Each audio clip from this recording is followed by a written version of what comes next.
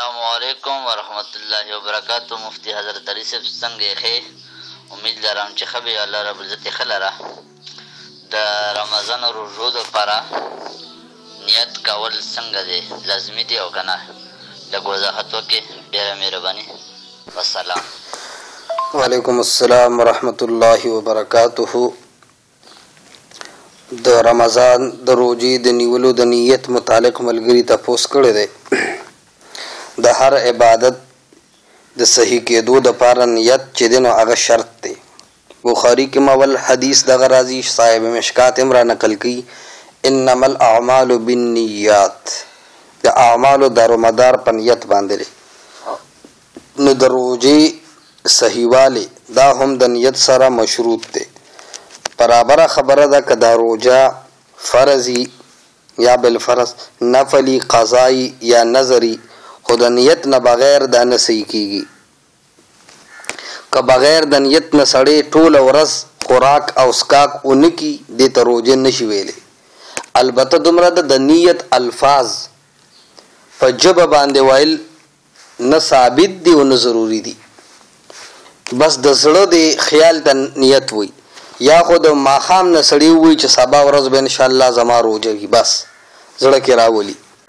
یا پښمني چې وکړي د بانګونو ټایم کې ووایي چې بس زه به خوراک نه کوم، څښاک به نه کوم په نیت د روژې، بس زړه کې خیال راولي.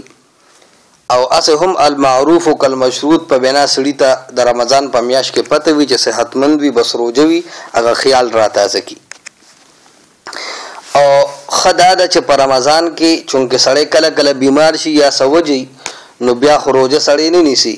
نو چې کله د روژې اراده وي، نو د بیګانه یعنې د ماسخوتن نه یا د پښمني ټایم کې، دغه ټایمونو کې هرې روژې سره جدا جدا نیت په زړه کې راوستل پکار دي.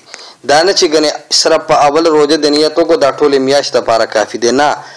ښکلې خبره او بهتره خبره دا ده چې هره ورځ هر ماسخوتن یا د پښمني په ټایم کې سړی خوراک وکړي او د روژې نیت وي، اراده وي، نو هغه اراده زړه کې راولي، په ژبه کې تعبیر وکړي، نو ضروري دی نه ګڼي، نور جایز قدرې دی. اوس که یو سړی داسې وي چې هغه خو پښمنۍ ونه کو، خو بیا هم سارې 6 مهینه دسکلي، نو تر کم از کم عام حساب سره دوپهر نه مطلب 1 غنټه مخکې، مطلب عام طور دا 10 بجې 10 نیمو پورې که د خوراک نه وي کړی او د روژې نیت یې وکړو، نو د روژې نیت یې صحیح کېږي. لازم نه ده چې له پښمني نه دې وکړي، خو په شرط د دې چې خوراک وغیرې نه یې کړی. اوس د رمضان میاشت ده، نو د رمضان میاشت چې شروع وي بیا تعین له دغه اعتبار نشته چې دا نفل روژه ده که قضا ده که نظر دی. بس د رمضان په میاشت کې بې د رمضان نه بل روژه نه صحیح کېږي، لہذا مطلق نیت کافي دی. اوس بالفرض سړي ته د 13 رمضان روژې قضا پاتې شوي دي، 13 کال ته روژې قضا شوي دي، او د رمضان میاشت کې د نیت وکړو چې په دې رمضان میاشت کې زه هغه قضا روژې نیسم، د 13 کال قضا شوي روژې قضا نیسم.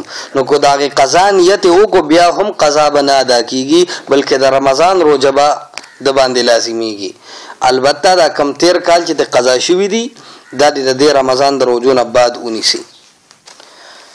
او همدغه رنګې که یو سړی هغه دا ویلي چې نظر مې منلی دی چې زه به روژې نیسم، که پلان کې کار مې وشو، هغه کار یې وشو، اوس دی وایي چې زه د نظر روژې د منښتې روژې په رمضان کې نیسم او نیت یې د هغې وکړو، بیا هم په رمضان په میاشت کې به د نظر یا د قضا روژې نه ادا کېږي، بلکې د رمضان روژه به ادا کېږي.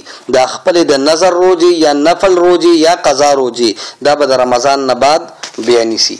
حاصل د خبرې دا دی چې د رمضان په میاشت کې نه نفلي روژې کېږي، نه قضا کېږي، نه د نظر کېږي. د رمضان په میاشت کې که هر قسم نیت سره د روژه ونیسله، هغه به صرف د رمضان روژه شمارلی شي.